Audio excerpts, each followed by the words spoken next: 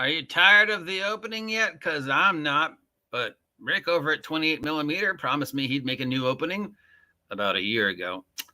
Anyways, it's Monday, which means it's time to open up our navigation logs, take out our sextant, and chart our course through the tumultuous maelstrom that is the tabletop role-playing game news environment. That's right, it's me, the OGGM, coming to you live from Site B at 8:30 in the morning. This is the 6th day of May, 2024.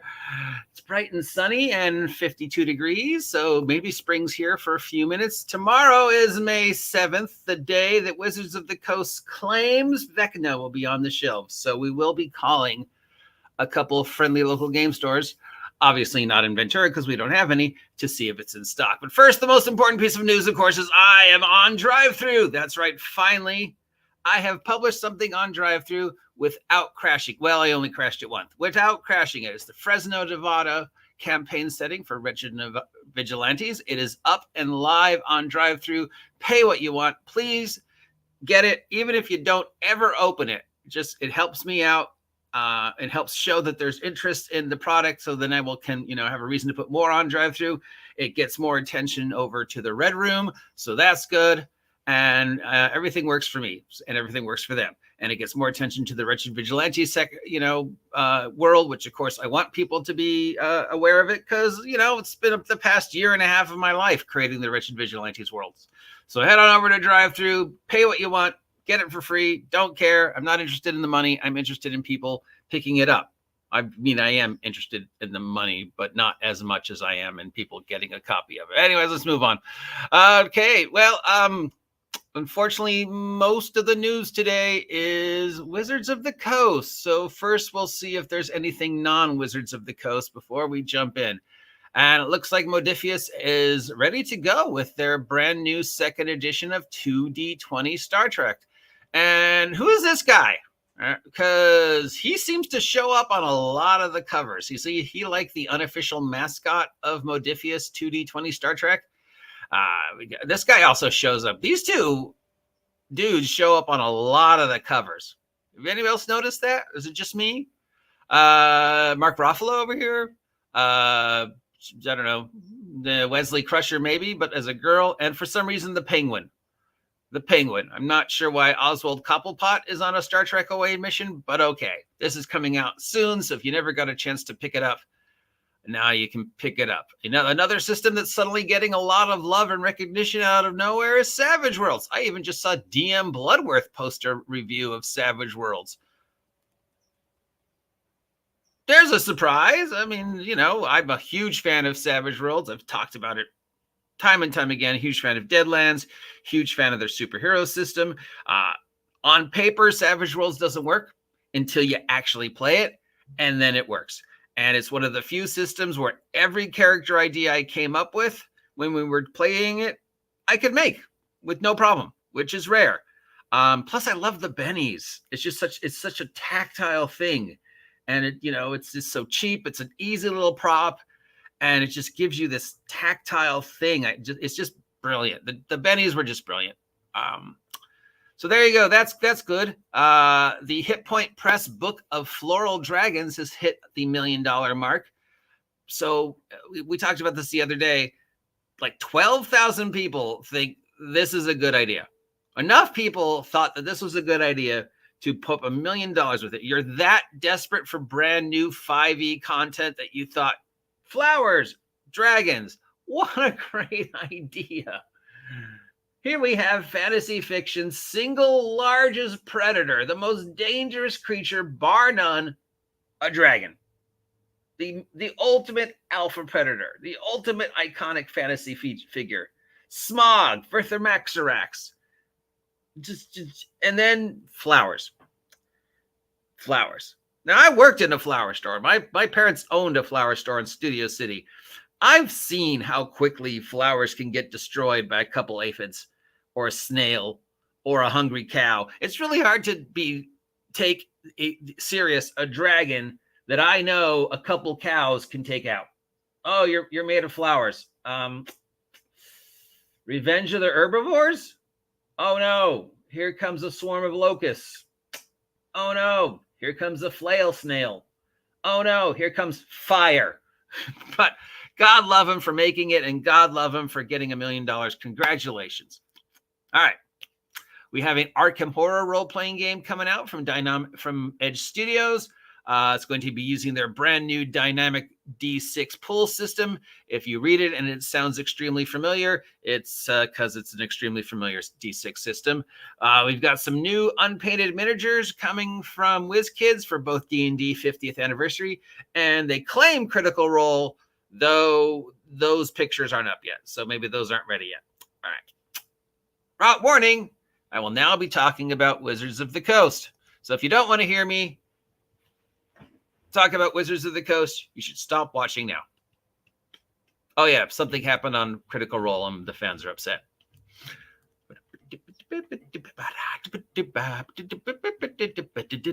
You still here? All right. Critical Role, Wizards of the Coast, not 1, not 2, not 3, but, well, 3.5.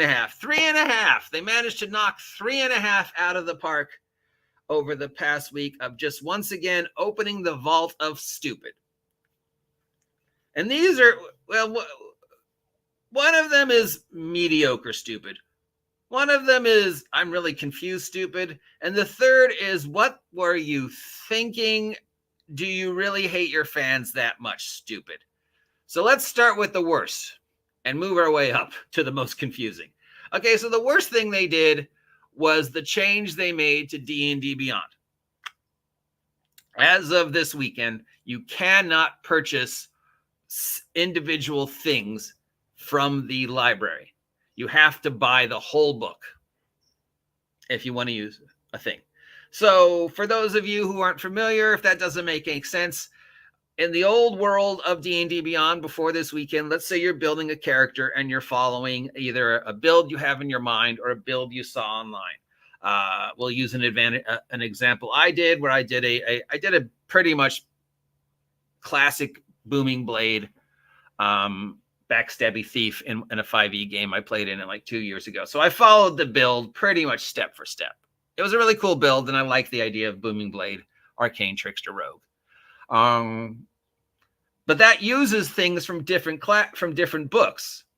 So in D&D Beyond before this weekend, if you were building this build and there was like 1 feat from Tasha's you wanted to use, you could just go and purchase that 1 feat rather than purchasing the entire book. And then it would show up in your D&D Beyond character building thing. And then from that point on, if you ever wanted to use that feat, skill, magic item, spell, whatever, it was there.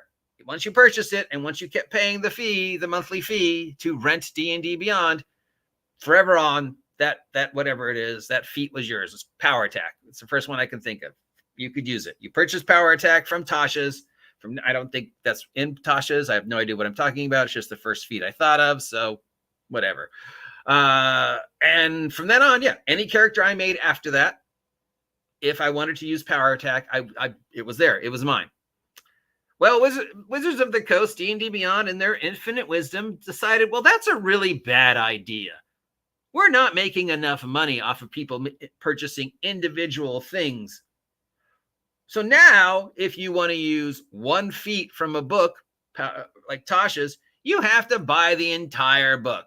So $30 to $66 to $90 for a PDF, digital PDF that you could only open on D&D Beyond just because you wanted 1 thing. But don't worry, if you buy the book with the 1 thing, they might send you the physical copy of the book.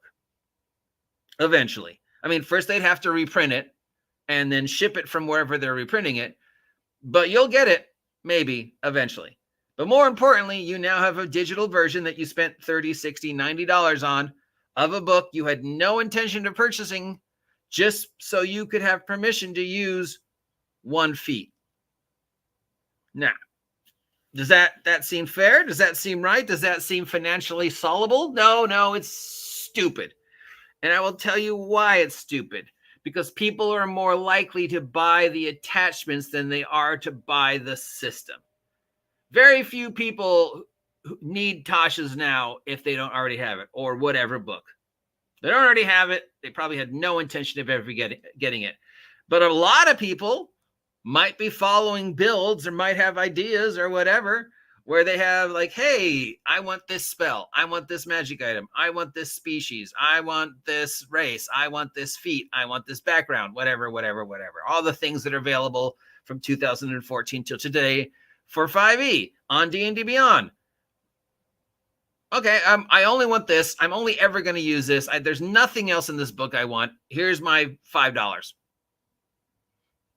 If 150 people do that once a month, that's pure cash. That is pure. Even if one person buys one for 1 month, that's still $5 that you made you wouldn't have otherwise made D&D without spending a dime. That's the most important part of this. You don't have to spend any money, Wizards, for that guy to download that one feat and add it to his D&D Beyond profile. You've made $5 free and clear. Even if one guy buys one thing that month, you're still $5 ahead. On the other hand, if you force that guy to spend $30, $60, $90 to buy an entire book that he doesn't want, not only have you created another person who's angry at you and will probably never buy from you again, but now because of your little weird subclause, you have to print out a brand new copy of that book if you don't have it on the shelves, and then arrange for the shipping of that one book from wherever to here so that kid can get it a year from now. Well, that's not profitable for just shipping one. So you're going to have to print out a whole bunch and then arrange them to be shipped. And then that guy's going to have to wait a real longer. So now you've spent all the money you need to spend, Wizards, for basically because one kid wanted one feat once that cost you hundreds of thousands of dollars to make $60. Now, to me, that's dumb. But maybe it's genius. I don't know. Is there anybody out there who's a business major who can explain to me how this is a good idea? Free money that I don't have to spend any time or effort on versus this idea. All right. So that's the one that makes absolutely no sense to me. Moving on to the next one, which is just kind of, why do you keep doing this? Shut your mouth. Following my never-ending theory that Wizards of the Coast has the memory of a goldfish, and Wizards of the Coast just needs to stop and go outside and have an ice cream and actually have the person who you are paying to be your press secretary, press person, do their job. And this is, of course, in Vecna, Eve of Ruin, coming out supposedly tomorrow.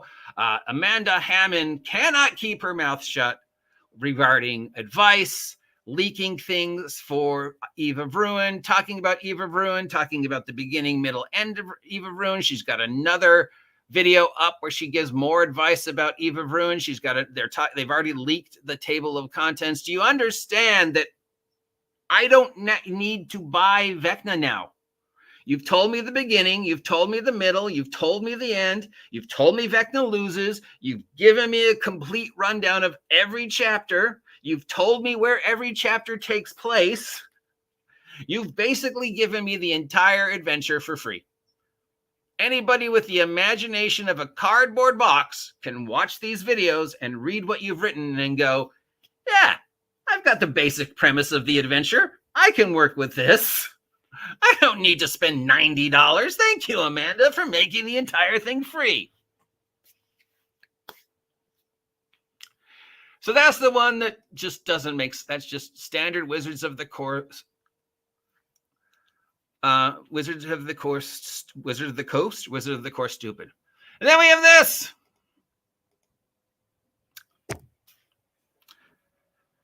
Because, again, just stop. Stop. There needs to be somebody at Wizards of the Coast whose job it is to walk up and down, and every time somebody says, hey, why don't we, they bonk them on the head with a newspaper or spray them in the face with a water bottle and go, no, bad. Go outside. Hey, why don't we squirt, squirt, no, bad. Go outside. How about we, no, squirt, squirt, squirt. Bad. Go outside. So because of all the AI art controversy, hey, we didn't know it was AI art. I guess the guy whose job it was to check for AI art wasn't there it happened again. Hey, we didn't know it was AI art. I guess the guy whose job it was to check for it wasn't. Oh, wait, it happened again. How do we keep missing this AI art? You know what? We're never going to reuse AI art again. Hi, I'm Chris Cox. I'm the CEO of Hasbro.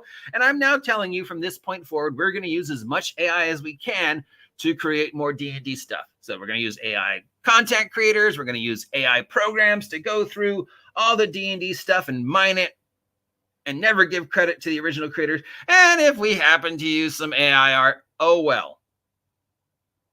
Well, now they have an FAQ, and several people who are way smarter than me, including Tanker and probably Jim, have gone through this FAQ and come up with the exact same thing. I don't really know what you're saying. I get that you're trying to cover your ass, but it doesn't really say anything. Are you or are you not going to continue to use AI art? And if you do continue to use AI art, are you going to be honest about it? Hey, we used AI art. Or are you going to do the same thing you've been doing for the past year? Oops, we didn't know. Now, I'll give you, Wizards of the Coast, that the very first one might have been a mistake. You know, the very first time you got called out for AI art, I believe it was the Bigby book, where they claimed they found one AI art picture in it. And it was like, oh, we didn't know that was AI art. It looked good, right? But then a week later, we found out, oh no, there was actually 12 pieces of AI art in the Bigby book. And you had to go in and change it in D&D Beyond, because remember, Wizards of the Coast can change your D&D Beyond count anytime they want without telling you. And of course, the physical copies were already out. So you were like, hey, we're going to have to re-release the physical copy and you're going to have to buy it again. And everybody who already had their physical copy was like, no, I'm not going to buy it again. It's not my fault you made a mistake. But okay. We can forgive you the first time.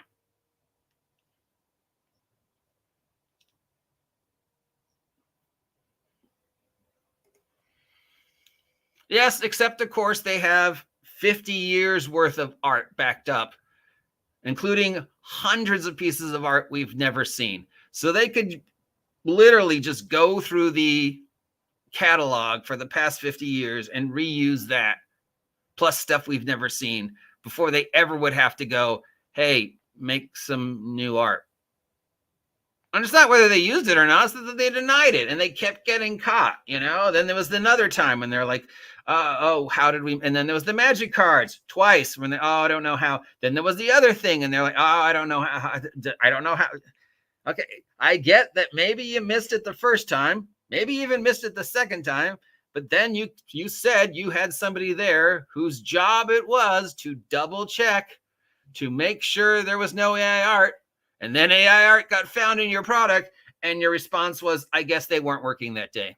We don't know how it got there, but we assure you there's somebody whose job it is to make sure these don't happen. So there's an FAQ up where they mumble their way through legalese. And basically it is, what is your thing?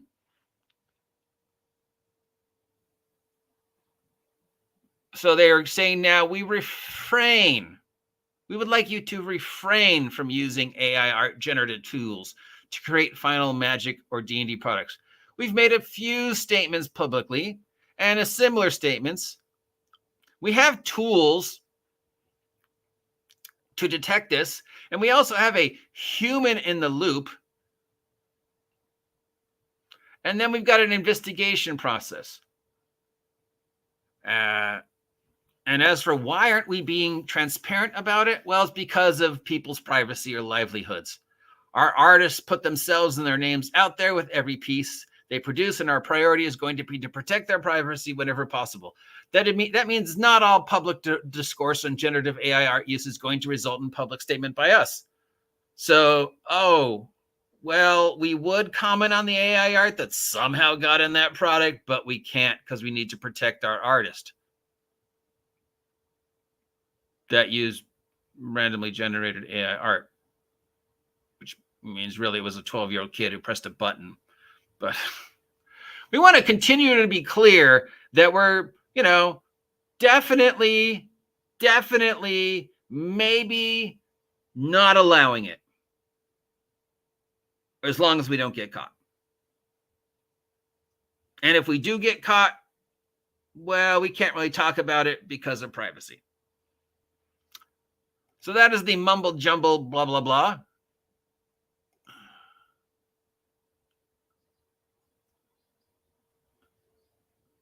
But how much legacy art is not up to modern standards in the company, I suspect many players would not find acceptable. I don't know. I mean, some of the old stuff's brilliant.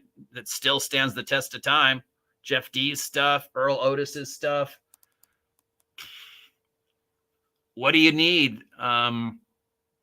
in today's art that they weren't telling the visual story with 50 years ago? I mean, Frank Frazetta stands the test of time. Earl Otis stands the test of time. Jeff D's stuff stands the test of time. Bill Willingham's art stands the test of time.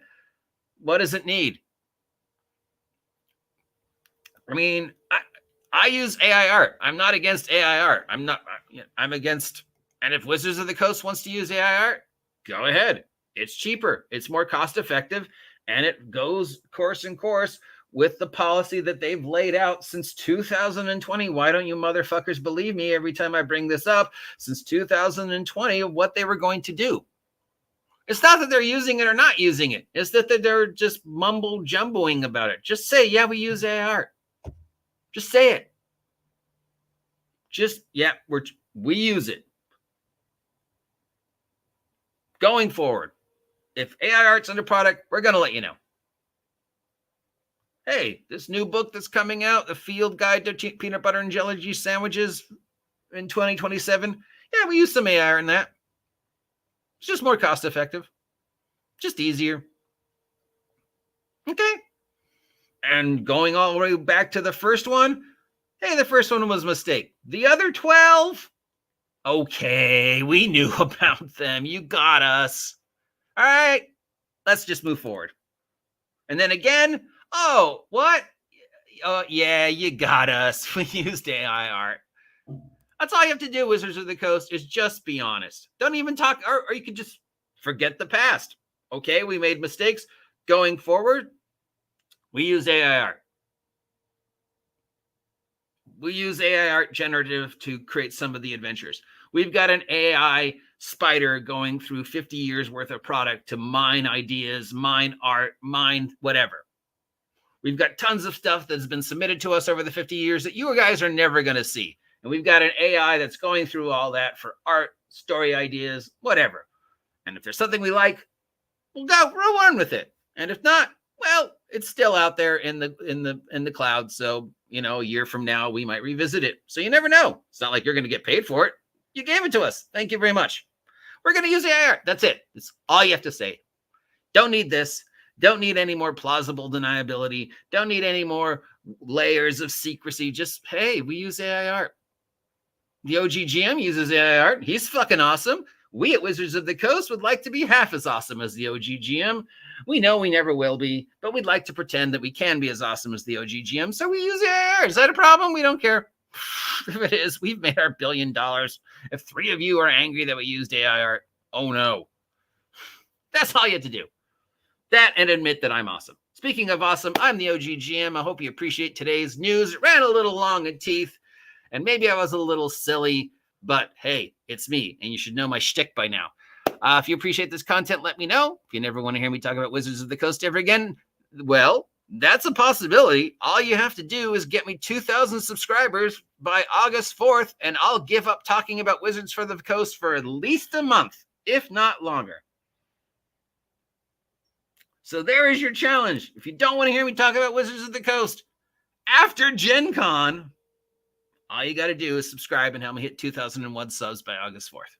Till next time, like, share, subscribe, buy my merch, now available on drive-thru, and I'll talk to you later. Get off my land.